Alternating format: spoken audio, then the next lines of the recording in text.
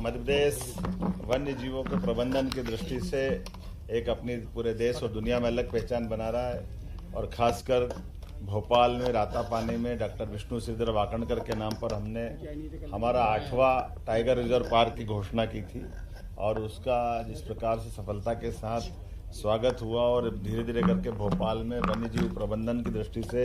ये देश की पहली राजधानी बना है। मुझे इस बात की प्रसन्नता है कि हम एक और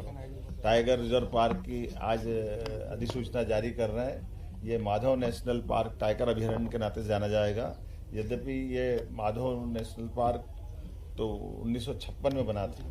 लेकिन टाइगर रिजर्व पार्क करके जब ये बन के जाता है तो ऐसे में टाइगर की प्रति जिज्ञासा और हमारा फॉरेन का, अपने देश का, सभी जिज्ञासु पर्यटकों का ये अद्भुत केंद्र बनेगा। मुझे इस बात की प्रसन्नता है कि मध्य प्रदेश में यशस्वी प्रधानमंत्री के माध्यम से एशिया का पहला चीता प्रोजेक्ट भी सफलतापूर्वक हमने यहीं चंबल के बेल्ट में ही श्योपुर और मुरैना से जोड़ करके इसकी शुरुआत की थी और उसकी दूसरी पीढ़ी भी अब हमने जंगलों के अंदर हमारे सभी चीता सफलता के साथ घूमते दिखाई दे रहे हैं। और ये केवल चीता नहीं, यहाँ इसी चंबल के क्षेत्र में घड़ियाल प्रोजेक्ट भी काम कर रहा है, जो चंबल के नदी के माध्यम से घड़ियाल पुनर्वास की दृष्टि से एक बड़ा प्रोजेक्ट है। और अब तीसरा ये माधव नेशनल पार्क टाइगर अभयारण्य बनने के साथ ही एक पूरा चंबल का बेल्ट पर्यटन की दिशा में, रोजगार की दिशा में, क्षेत्र को पहचान की दिशा में एक नई अपनी पहचान बनाएगा। जिस टाइगर रिजर्व पार्क को हम अनाउंस कर रहे हैं, इसके अंदर वैसे भी काफ़ी बड़ी संख्या में हमारे जंगली जीव, खास करके सियार, लोमड़ी, तेंदुआ, भेड़िया, जंगली कुत्ता,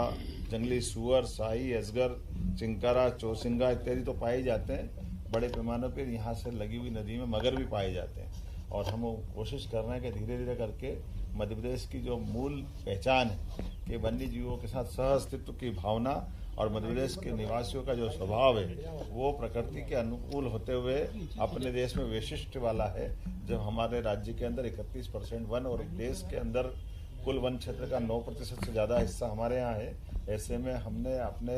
वन्य पॉलिसी के अंतर्गत इसको टाइगर रिजर्व की घोषणा की है। मैं उम्मीद करता हूँ कि इसके करने से, उदाहरण के लिए बताना चाहूँगा कि अभी की दशा में 8 रिजर्व पार्क में हमारे सारे पर्यटकों के आगामी, जब तक टाइगर रिजर्व पार्क ये वन्य जीव के खुले रहेंगे तब तक के सारी होटल, सारे रिसोर्ट, सारी रुकने की जगह, सारी जिप्सियाँ, सारी की सारी फुल है। कोशिश कर रहे हैं कि और आने वाले समय में पर्यटकों की संख्या बढ़ती जाए। तो इन्वेस्टर समिट में हमने इस अपने आप में इस चीज़ की गुंजाइश दी है कि भविष्य में ऐसे हम पार्क भी बढ़ाते जाएं और नए नए प्रकार से रुचि बनाते हुए इस पे आगे बढ़ें। मुझे इस बात का संतोष है कि ये नवा टाइगर रिजर्व पार्क अपने आप में उल्लेखनीय रहेगा और 2025 का तो ये समय हमारे लिए और अनुकूल है, जब हम लगभग 3 महीने के अंदर ये दूसरा पार्क दे रहे हैं। मेरी अपनी ओर से सबको बधाई।